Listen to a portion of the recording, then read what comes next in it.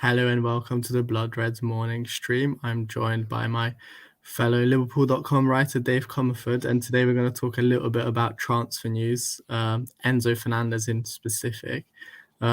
He's been linked with a move to Liverpool in South America. Reports state that he's gone as far as to sign even a pre-contract with the club.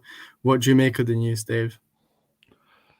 Surprised because it was only last week that there was updates about Jude Bellingham reportedly being close to joining, or certainly close to agreeing to join the club. So for this to come out afterwards, you start to wonder how those two things link. Is it a case of sometimes you play almost one party off against the other? Sometimes there's agents who are driving the discourse, so you can never be quite sure. I think obviously most Liverpool fans' dream would be to have both of those players. Doesn't feel like, as much as it might be theoretically possible under the current owners, it certainly doesn't feel like something that would happen. But to get both of them, I feel would be kind of an era-defining double transfer in a way. Given the quality of players, two of the best young midfield players in the world, it could be exactly what the club needs to kind of relaunch itself and go again and try and get up there to being the best team in the world again under Jurgen Klopp. So it's exciting. Again, you don't want to kind of get too carried away, certainly in terms of thinking that both might arrive. But if we aren't able to get Bellingham, and if it is only going to be one or the other, then I think a lot of people would say that Fernandez, even if he isn't the exact same type of player, would be potentially the best plan B available to us. Yeah, I mean, I think another thing we have to question as well is the credibility of these reports. They're coming out of South America. We don't really know how credible they are. So obviously, we'll have to take this report with a pinch of salt. Nothing is guaranteed, I think we'll have to keep that in mind as well. Yeah, definitely. And that's why you kind of wait to see how it develops a little bit. One thing I would say in terms of the reports, and again, we can't really read into it too much, but River Plate, the club who sold Fernandez to Benfica just last summer, incidentally for only 10 million as well, which now looks like, in terms of the profit margins for Benfica, it could be one of the best transfers ever, really. But they're entitled to 25% of the transfer fee, which is obviously quite a big chunk when Fernandez moves on, and it seems like a case of when, not if, given how well he's playing. So you can see how that might have filtered into the Argentine media, because if River Plate have indications that they're about to receive a big sum of money or will be next summer, then maybe that will have got out in that way. So I think that's why people are maybe more ready to believe this than they otherwise would have been. But yeah, we'll see.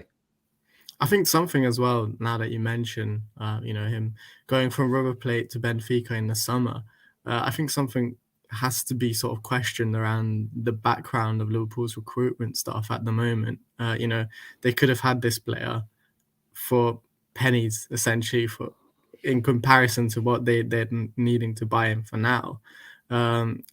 Would you consider it as almost mistake on the recruitment and the scouting part to sort of miss out on him initially and only go for him later?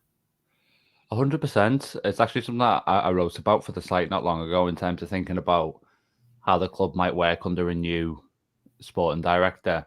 I think Liverpool, the issue isn't necessarily spotting these players and identifying them.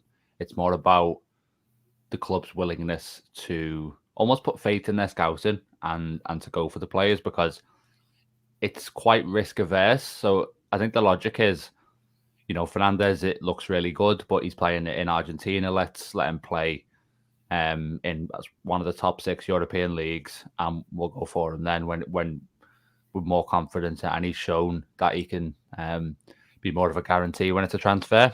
And the flip side of that is certainty is kind of expensive. So if you're paying for Fernandez further down the line, it's going to cost you, I don't know, to throw a figure out there, let's say sort of 70, 80 million for Fernandez. And you look at the sort of 10 million figure, it's like the risk earlier on is kind of reduced by the fact that the fee is not going to be too much. So if it doesn't work out, then you can probably just sell them on for a decent amount of money as well. So I would like to see Liverpool sort of get in earlier when it comes to these players rather than taking the middle step. And I think another example of that is Matheus Nunes, who I'm pretty sure Liverpool were interested in based on all the reports last summer. They decided to let him go to Wolves instead. And then there's a report that comes out that Liverpool are basically going to be watching him at Wolves. And again, I think it's the same logic. We like him. We're not 100% sure about him. So let's see how he does in the Premier League for a season. And then we can get him then. But again, I think his price tag's going to go up about sort of 15, 20 million. So it's like, should you just have bought him? Yeah. So I would like to see the club be a little bit more proactive on their hands. But yeah, so I definitely think that's a valid way to look at it. And this is the biggest example of that trend, I guess. Yeah, I think I have to agree with you. Especially, I think Liverpool I would like to see Liverpool enter the South American market in particular. Earlier on in the season, we were linked with Moises Caicedo, who obviously came from Ecuador, and he settled into the Premier League pretty well as well. And I think there's loads of examples recently, ever since Brexit happened and made it easier for South Americans to get work permits in England. There's been loads of examples. I think Julian Alvarez as well, who's also at the World Cup with Enzo Fernandez. He's doing well at City. So yeah, I think we know Liverpool have a big scouting presence in that sort of area. It's just that we haven't really seen them sort of move for a player. And I think that's definitely one step that I would like to see the new sporting director take. Yeah, I think Caicedo's a very good example as well, because as far as I remember, he cost about 1.7 million coming from, I think, a club in Ecuador to Brighton. You fast forward, 18 months, 2 years, and he's basically a £50 million player. And I wonder if it'll happen as well with João Gomez, who I think he plays for Flamengo. I'm not entirely sure about that. But the young defensive midfielder, basically, that we've been looking at, according to reports. Again, if Liverpool let him go to a team in Europe and want to wait, then they're going to have to pay an awful lot more money for him. And I understand the rationale, don't get me wrong, but I just think that when your business model is kind of so dependent on maximising bargains, it doesn't really fully fit for me. And I think you got to just trust your scouts.